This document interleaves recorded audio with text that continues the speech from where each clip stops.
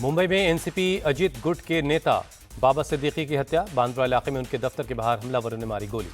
रात 9:30 बजे के करीब हुई वारदात। बाबा सिद्दीकी पर 3 शूटर्स ने 2 गन से 3 राउंड फायर किए। गोली लगने के बाद बाबा सिद्दीकी को लीलावती अस्पताल पहुंचाया गया। इलाज के दौरान उनकी मौत हो गई। पोस्टमार्टम के बाद परिवार को सौंपा जाएगा शव।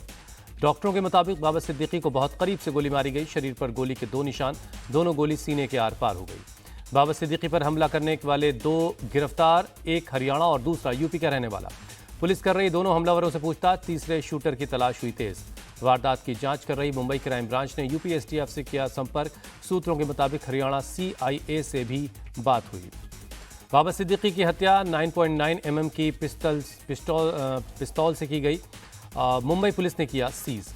बांद्रा में वारदात वाली जगह पर पहुंची फॉरेंसिक टीम, मौके का किया मुआयना, सबूत जुटाए गए। बाबा सिद्दीकी ने 15 दिन पहले बताया था अपनी जान को खतरा। इस बारे में उप मुख्यमंत्री अजित पवार को दी गई थी जानकारी। सरकार ने दी थी वाई लेवल की सुरक्षा। बाबा सिद्दीकी हत्याकांड के पीछे लॉरेंस बिश्नोई गैंग पर शक। गुजरात के साबरमती जेल में बंद है लॉरेंस बिश्नोई। बाबा सिद्दीकी हत्याकांड पर महाराष्ट्र के सीएम शिंदे का बयान। कहा दोषियों के खिलाफ कड़ी कार्रवाई की जाएगी। सीएम शिंदे बोले तीसरे आरोपी को भी पुलिस जल्द करेगी गिरफ्तार। कानून व्यवस्था हाथ में लेने वालों को बख्शा नहीं जाएगा। महाराष्ट्र के डिप्टी सीएम अजित पवार ने वारदात पर दुख जताते हुए इसे कायराना हरकत बताया। मैंने अपने अच्छे साथी और दोस्त को खो दिया। एनसीपी प्रमुख शरद पवार बोले राज्य में कानून व्यवस्था की हालत चिंताजनक। कहा जिम्मेदारी स्वीकार करते हुए सरकार पद छोड़े।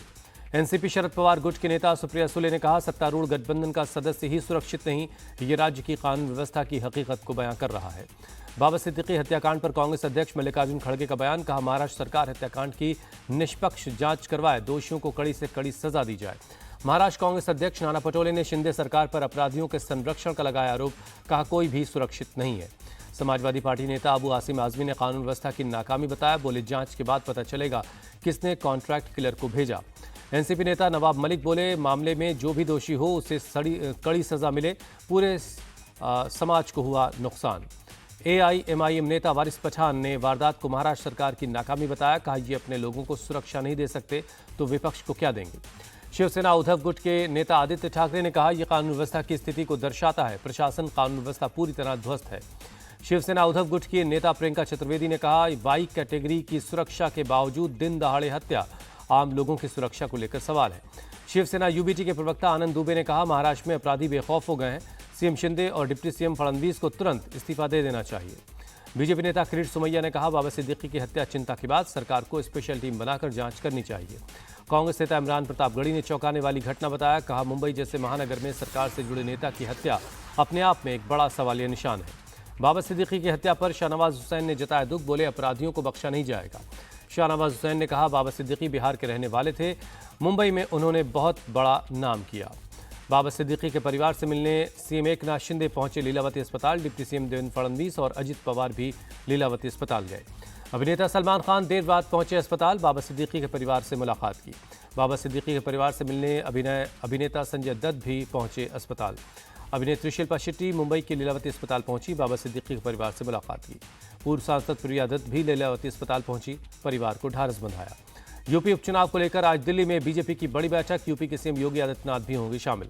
बीजेपी की बैठक में राष्ट्रीय अध्यक्ष जेपी नड्डा के साथ गृहमंत्री अमित शाह भी शामिल होंगे। दोनों deputy CM Keshav Prasad Maurya, Brajesh Pathak, BJP के प्रदेश अध्यक्ष भूपेंद्र सिंह चौधरी भी शामिल होंगे।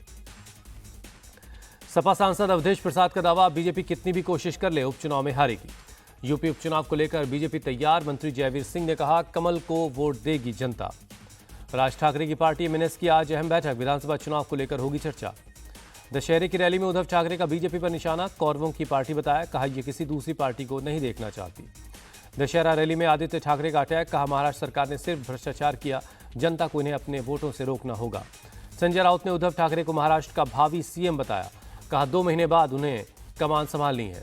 राम राज्य की अवधारणा पर दिल्ली सरकार चल रही है। अरविंद केजरीवाल बोले हम लोगों की जरूरतों का पूरा ख्याल रखते हैं। लाल किले के नव श्री धार्मिक लीला समिति के प्रोग्राम में पहुंचे सोनिया और राहुल गांधी। रावण के पुतले का दहन किया। कांग्रेस अध्यक्ष मल्लिकार्जुन खड़गे ने बीजेपी को बताया आतंकवादियों की पार्टी। कहा हमेशा लिंचिंग में शामिल रहती है। खड़गे ने पीएम मोदी के अर्बन नक्सल वाले आरोपों को किया खारिज। कांग्रेस को प्रगतिशील सोच वाला बताया। बीजेपी शासित राज्यों में SC/ST समुदाय पर जुल्म होता है, खड़गे का बीजेपी पर आरोप। मल्लिकार्जुन खड़गे पर गिरिराज सिंह का पलटवार, कहा कांग्रेस हमेशा आतंकियों का समर्थन करती रही, अब दूसरों को बता रही है। सुधांशु त्रिवेदी भी खड़गे पर जमकर बरसे, कहा कांग्रेस खुद को बचाने की लाख कोशिश कर ले, वो बेनकाब हो गई। दिल्ली से बीजेपी सांसद मनोज तिवारी का बयान, कांग्रेस अर्बन नक्सल की राह पर है, वो सिर्फ लोगों को हिंसा के लिए उकसाती है। विजयदशमी पर देश भर में रावण दहन, दिल्ली के लाल किला पर प्रधानमंत्री और राष्ट्रपति ने तीर चलाकर रावण का दहन किया। रावण दहन से पहले राष्ट्रपति और पीएम ने राम लक्ष्मण का तिलक किया, आरती उतारी, फूलों की बारिश की। गोरखपुर में विजयदशमी पर निकली शोभा यात्रा, सीएम योगी शामिल हुए, रास्ते में जगह जगह योगी के रथ पर फूलों की बारिश की गई। दशहरा समारोह में भी शामिल हुए सीएम योगी, भगवान राम लक्ष्मण और गीत सीता का किया गया तिलक। सीएम योगी बोले, 10 साल पहले किसने सोचा होगा कि अयोध्या में राम मंदिर बनेगा, सिर्फ हम जैसे कुछ आशावादी लोगों को ही भरोसा था। श्रीनगर में 50 फीट का रावण का पुतला जलाया गया, दूर दूर से देखने के लिए पहुंचे लोग। पंचकुला में रावण का पुतला जलाया गया, हरियाणा के सीएम नायब सिंह सैनी मौजूद रहे। पटना में भी गांधी मैदान में दशहरा समारोह हुआ, सीएम नीतीश कुमार ने तीर चलाकर रावण का दहन किया।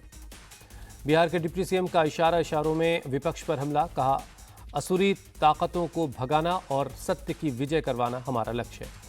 दिल्ली के भंडारा रोड इलाके में बने दुर्गा पूजा पंडाल में पहुंचे इंडिया टीवी के चेयरमैन रजत शर्मा, मां दुर्गा के दर्शन कर आशीर्वाद लिया।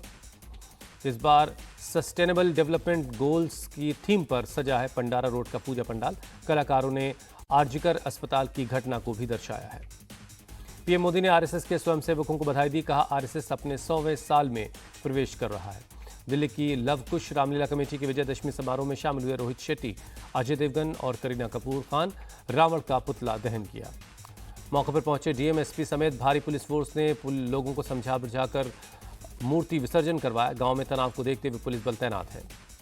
दिल्ली में 90,000 लोगों को राशन कार्ड नहीं देने की जांच होगी, एलजीवी के सक्सेना ने दिया आदेश। दिल्ली के एलजी ने आम आदमी पार्टी के एक आरोपों का जवाब दिया, कहा सीएम हाउस से एलजी का कोई लेना देना नहीं है।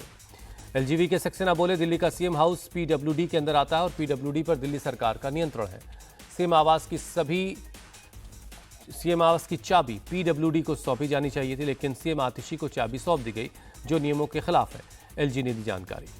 एलजी कार्यालय ने बयान जारी कर बताया, दिल्ली का सीएम आवास पूरी तरह से अवैध है, एमसीडी की तरफ से अब तक नहीं मिली है मंजूरी।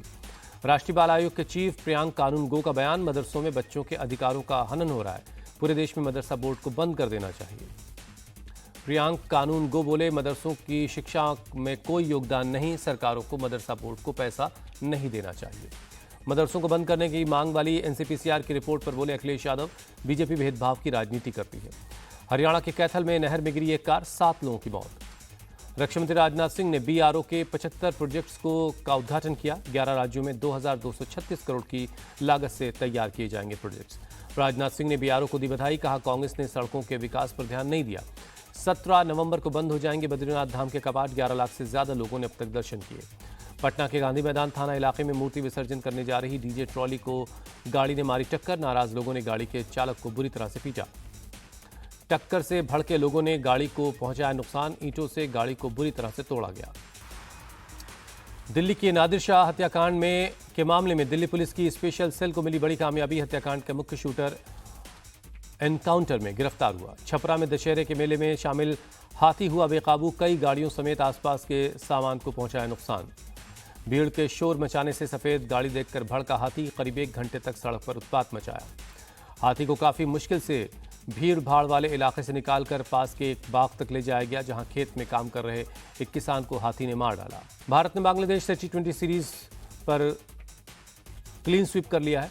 तीसरे T20 में 297 रन बनाकर रचा इतिहास, 133 रनों से बांग्लादेश को हराया, बनाया T20 में अपना सबसे बड़ा स्कोर।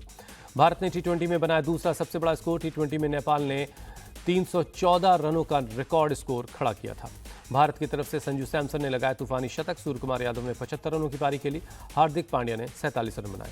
संजू सैमसन और सूर्यकुमार यादव ने दूसरे विकेट के लिए शतकीय साझेदारी की, 70 गेंदों में 173 रन जोड़े।